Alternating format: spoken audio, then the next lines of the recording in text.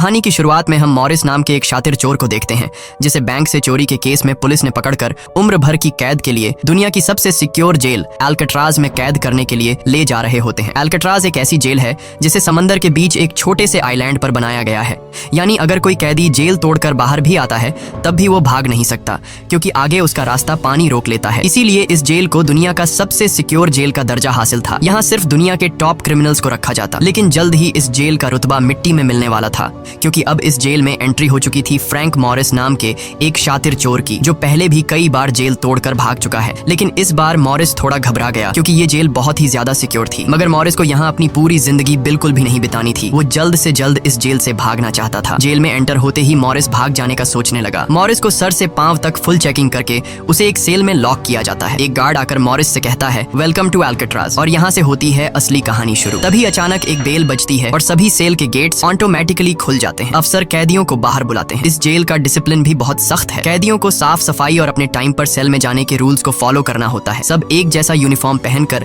Line में breakfast खाने आ जाते हैं। मॉरिस के सामने लिटमस नाम का एक कैदी होता है। मॉरिस पूछता है कि मुझे तो कांटा ही नहीं मिला, अब मैं नूडल्स कैसे खाऊंगा। लिटमस उसे कहता है अबे ये तेरा घर नहीं है, जो तुझे मिला है उसे चुपचाप खा ले। तभी वुल्फ नाम का एक खतरनाक कैदी मॉरिस को चिढ़ाने लग जाता है। वुल्फ से जेल में हर एक कैदी तंग था। वो यहाँ हर एक कैदी पर अपनी मनमानी चलाता था और उस पर बलात्कार के ढेर सारे केस भी हैं। इस जेल में एक से बढ़कर एक खतरनाक कैदी रखे जाते हैं। यहाँ लिटमस मॉरिस से थोड़ा खाना मांगता है और इस दौरान मॉरिस उसे अपनी प्लेट दे देता है। जब मॉरिस टेबल के नीचे से देखता है तो उसे पता चलता है कि लिटमस खुद खाना नहीं खा रहा बल्कि वो चूहे को दे रहा है। रात को एक गार्ड मॉरिस को वार्डन के पास लेके जाता है। जब मॉरिस वार्डन के ऑफिस में पहुंचता है तो वार्डन मॉरिस से कहता है कि मैं जानता हूं कि तुम बहुत ही शार्प माइंड हो और बहुत इंटेलिजेंट भी हो, लेकिन वो सब यहाँ किस काम का, क्योंकि तुम्हारे जैसे यहाँ कितने आए और गए पर यहाँ से कोई बच नहीं पाया। यहाँ कैदी बहुत ही स्ट्रिक्ट रूल्स फॉलो करते हैं। 2 महीने में एक बार ही कोई तुमसे मिलने आ सकता है और वो भी तब अगर मेरा मूड अच्छा हो। वार्डन बहुत ही सख्त इंसान है जो जरा सी गलती पर भी कैदियों को बहुत ही स्ट्रिक्ट पनिशमेंट देता है। वार्डन कहता है यहाँ से भागने का सोचना भी मत, नहीं तो तुम्हारे टुकड़े टुकड़े कर दिए जाएंगे। जिस पर मॉरिस जवाब देता है नहीं सर, आपके होते हुए यहाँ से कौन भागने का सोच सकता है। लेकिन असल में पहले दिन से ही मॉरिस के दिमाग में यहाँ से भागने की प्लानिंग शुरू हो चुकी थी। इस दौरान मॉरिस मौका देखते ही वार्डन का नेल कटर चुरा लेता है, जो वैसे तो बहुत ही छोटी सी चीज थी, पर मॉरिस को पता था कि एल्कट्राज जैसे जेल में इस छोटे से नेल कटर से भी बहुत बड़ा काम लिया जा सकता है। मॉरिस वापस सेल में आते ही इस नेल कटर को बाइबल में छुपा देता है। अगले दिन बाथरूम में वुल्फ फिर मॉरिस को परेशान करने लगता है, पर इस बार मॉरिस उसे छोड़ने वाला नहीं था। अब मॉरिस अपना असली रूप दिखाता है और उसे पकड़कर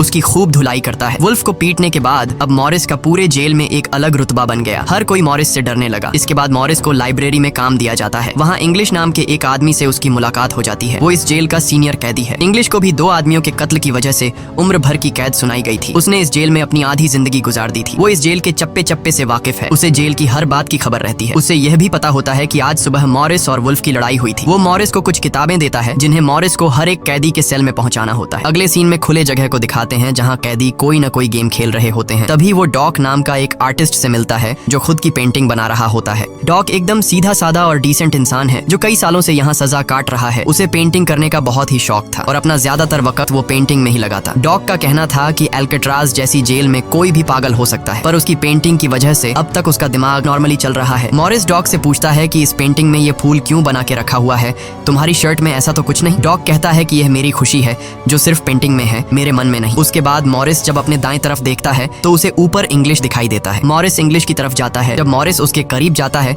तो उसके चेले मॉरिस को रोक देते हैं। तब इंग्लिश इशारा करता है कि अपना ही आदमी है, आने दो। मॉरिस उसके पास जाकर बैठ जाता है और तुरंत अपने दिल की बात छेड़ देता है। मॉरिस उससे कहता है कि यहाँ से बचने में आप मेरी मदद करेंगे। ये बात सुनकर इंग्लिश तो हंस पड़ता है। देखो बेटा, ये महज सिर्फ जेल नहीं है, ये हम सबकी कब्र है। यहाँ से निकलना है तो पहले हमें मरना पड़ेगा, तब जाके हमारी डेड बॉडी यहाँ से कब्रिस्तान तक पहुँच पाएगी। चलो मान भी लो कि तुम इन बड़ी दीवारों पर चढ़ भी गए और उसके बाद खतरनाक फोर्सेस को क्रॉस भी कर लिया और किसी जादुई शक्ति से तुम यहाँ के सैकड़ों गार्ड से बचकर जेल से बाहर भी निकल जाओ, तब भी यहाँ से भाग नहीं पाओगे क्योंकि आगे तुम्हारा रास्ता समुंदर रोक लेगा। इसलिए टाइम बर्बाद मत करो और चुपचाप सजा काट लो, कम से कम जिंदा तो बचे रहोगे। लेकिन मॉरिस अपने इरादे का पक्का था। वो हर हाल में इस जेल से भागना चाहता था। उस रात एक अफसर मॉरिस को बताता है कि तुम्हें कल से कारपेंट्री का काम दिया गया है, 1 घंटे का 50 सेंट्स दिहाड़ी भी दी जाएगी। मॉरिस फौरन इस काम के लिए राजी हुआ क्योंकि उसे लगा कि वहाँ उसे कोई ऐसा औजार मिल सकता है जिससे उसके भागने में काम आ सकता है। अगले दिन मॉरिस लिटमस से यहाँ से बचने का रास्ता पूछता है। लिटमस कहता है अरे ये तो बहुत ही आसान है, हर सेल में एक एयर वेंट होता है, उसके जरिए तुम छत पर पहुंच सकते हो, वहाँ से शायद तुम बच पाओ। और मॉरिस की बातों पर मुस्कुराते हुए वहाँ से चला जाता है। तब डॉक मॉरिस को खबरदार कर देता है कि वुल्फ तुम्हारी तरफ आ रहा है। तभी वुल्फ मॉरिस पर चाकू से वार करने आता है। मॉरिस अपना कोट हाथ में लपेट कर उसके साथ लड़ने लग जाता है। इतने में एक गार्ड उसे रोकने आता है तो वुल्फ गार्ड पर भी चाकू से वार कर देता है। अब मामला बिगड़ जाता है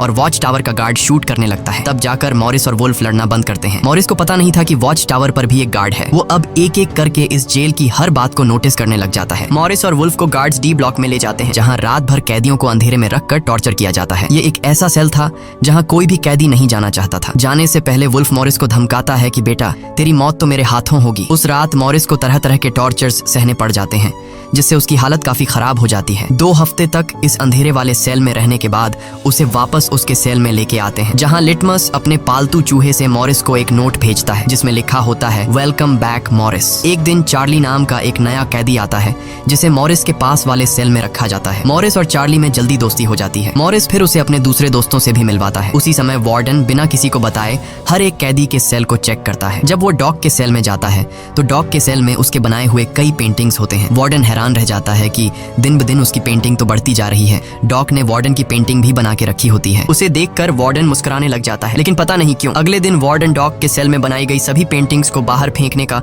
गार्ड्स को ऑर्डर देता है। वार्डन के इस फैसले ने डॉग को अंदर से पूरी तरह तोड़ दिया, क्योंकि डॉग सिर्फ अपनी पेंटिंग के ही सहारे जिंदा था। वह अपने हर एक बनाए हुए पेंटिंग से बहुत प्यार करता था, क्योंकि यहाँ उसकी सिर्फ एक ही खुशी थी और वो भी उस बेचारे से छीन ली गई। मॉरिस उसे समझाता है कि कोई बात नहीं, वो सिर्फ पेंटिंग ही तो थी, तुम और भी बना सकते हो। लेकिन डॉग इस सदमे से बाहर नहीं आ पा रहा था। अगले दिन उसे देखकर मॉरिस गार्ड से कहता है कि प्लीज डॉग पर नजर रखिए, वो बहुत ही परेशान दिख रहा है, कहीं वो खुद को नुकसान न पहुंचा ले। फिर गार्ड मॉरिस को कहता है, तुम अपने काम से काम रखो। डॉग को भी मॉरिस के साथ कारपेंटर का काम दिया जाता है। तभी डॉग छुपकर मॉरिस की जेब में कुछ रख देता है। उसके बाद वो एक गार्ड को बुलाता है और कारपेंटरी के लिए दी गई कुल्हाड़ी से अपनी 3 उंगलियां काट लेता है और कहता है कि जिन उंगलियों से मैं पेंट नहीं कर सकता उनकी मुझे जरूरत नहीं है। यह कहकर वो चिल्लाने लग जाता है। तब गार्ड उसे पकड़ कर ले जाते हैं। मॉरिस देखता है कि डॉग ने उसके कोट में वही फूल डाल दिया है जिससे उसने अपनी पेंटिंग बनाई थी। शायद वो मॉरिस को बताना चाहता है कि इन लोगों ने मेरी खुशी मुझसे छीन ली। मॉरिस डॉग की कटी हुई उंगलियां उठाकर एक डिब्बे में डालता है और गार्ड को देखकर कहता है कि जाओ अपने वार्डन को दे दो, वो इसे देखकर बहुत खुश होगा। अगले दिन मॉरिस अपने सेल में बैठा होता है। तभी वो देखता है कि एक कॉकरोच एयर वेंट के अंदर जा रहा है, जिससे उसे अंदाजा हो जाता है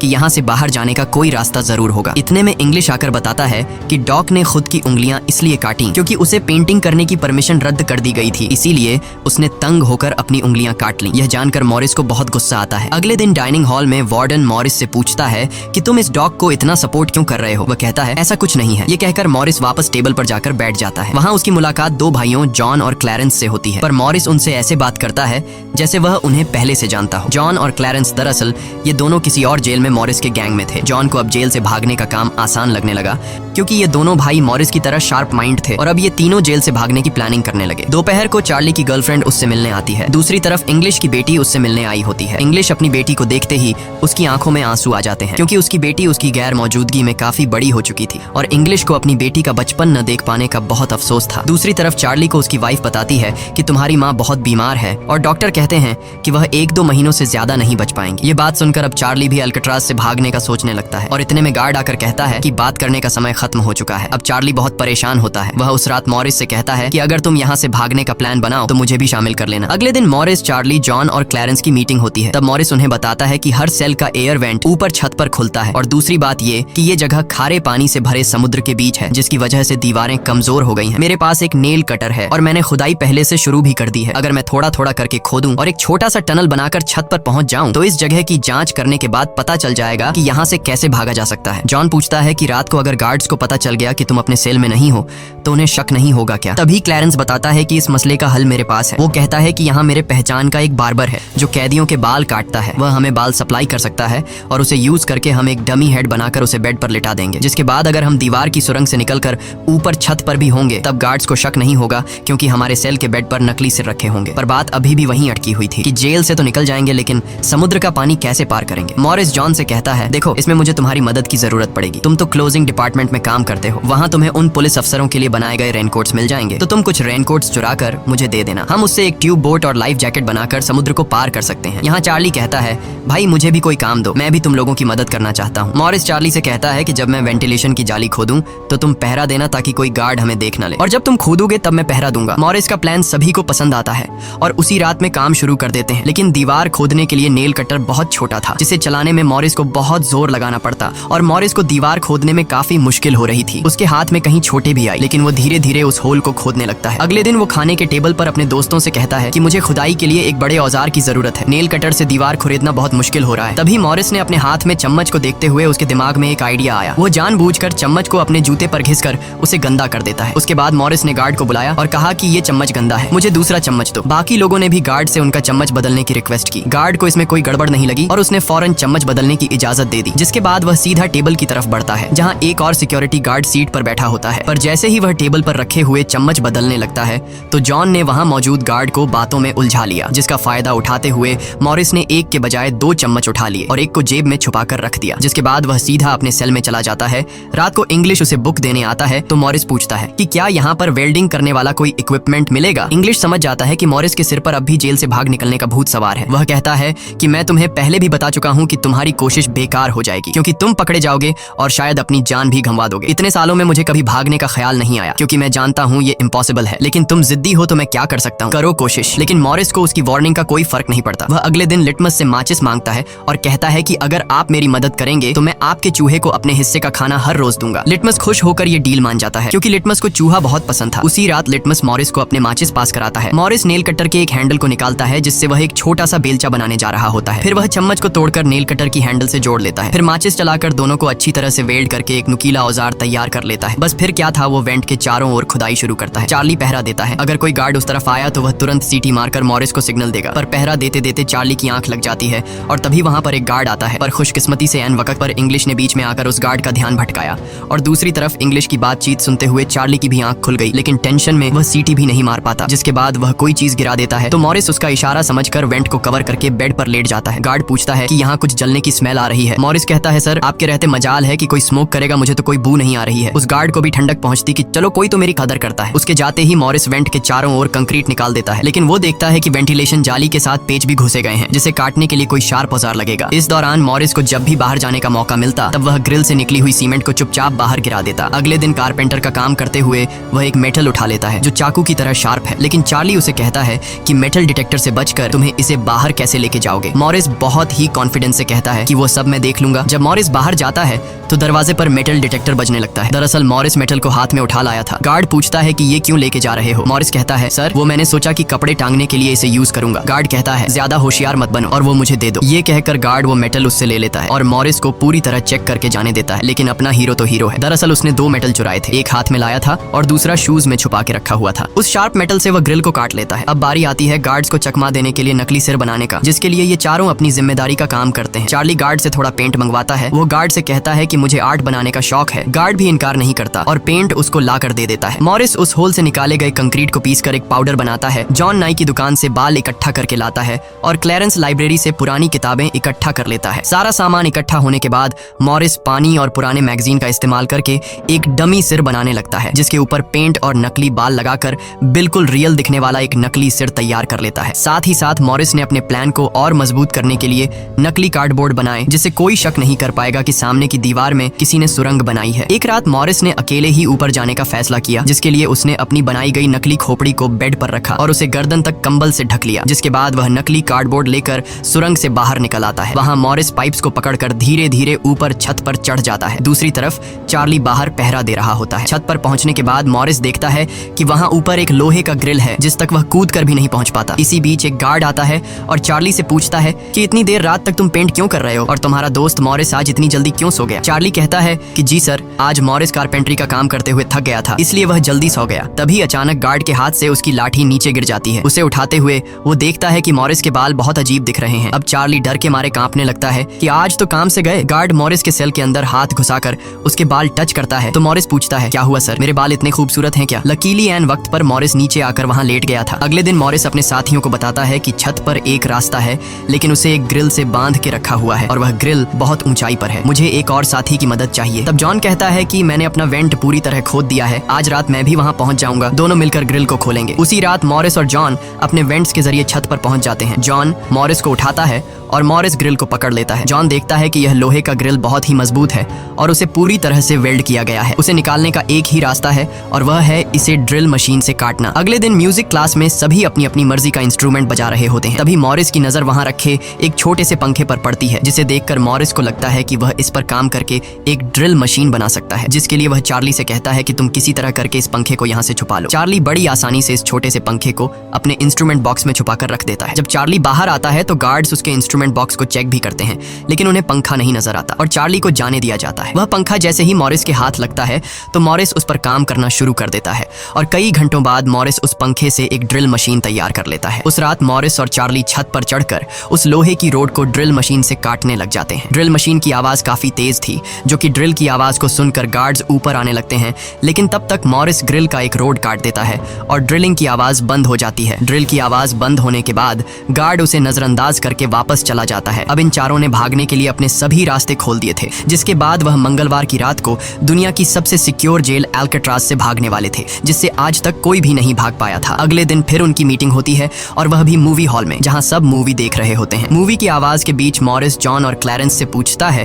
कि क्या तुम्हारा वेंट तैयार हुआ है और उन रेनकोट्स का क्या हुआ जिससे हम ट्यूब बोट्स और लाइफ जैकेट्स बनाने वाले थे। वह बताते हैं कि सब तैयार है, हमारा डमी सिर भी एकदम रेडी है, बस बच निकलने की देरी है। अगली सुबह नाश्ते के दौरान मॉरिस ने डॉग की दिए हुए फूल को टेबल पर रखा। वार्डन ने जब इस फूल को देखा तो वार्डर उनकी टेबल पर आकर वहां रखे हुए फूल को मसल देता है। ये देखकर लिटमस को बहुत गुस्सा आता है, क्योंकि ये फूल डॉग का फेवरेट था और डॉग मर चुका था। लिटमस तो गुस्से में उस पर हमला करता है कि एक तो तुमने डॉग को मार दिया और दूसरी तरफ तुम उसकी दी गई एक छोटी सी निशानी को भी नहीं छोड़ रहे हो। लेकिन जैसे ही वह वार्डन पर हमला करता है, उसे अचानक हार्ट अटैक आ जाता है और वह नीचे गिर पड़ता है। मॉरिस को वार्डन पर बहुत गुस्सा आता है और चारों उसी रात बच निकलने का फैसला करते हैं। मॉरिस आधी रात का इंतजार कर रहा होता है ताकि गार्ड्स का पहरा जरा कमजोर हो जाए तो हम आसानी से बच निकल पाएंगे। तभी मॉरिस के सेल में इंग्लिश उसे कुछ बुक्स देता है तो मॉरिस कहता है कि आखिरी बार तुमसे हाथ मिलाना चाहता हूँ। इंग्लिश समझ जाता है कि मॉरिस ने यहाँ से बचने का पक्का प्लान बना लिया है। वह चुपचाप यहाँ से चला जाता है, लेकिन फिर जो होता है वह मॉरिस ने बिल्कुल भी नहीं सोचा था। वार्डन अचानक उसके सेल को चेक करने आता है, जैसे वार्डन को किसी ने उसके प्लान के बारे में बता दिया हो। मॉरिस बहुत ज्यादा घबरा जाता है, क्योंकि इतने महीनों की मेहनत के बाद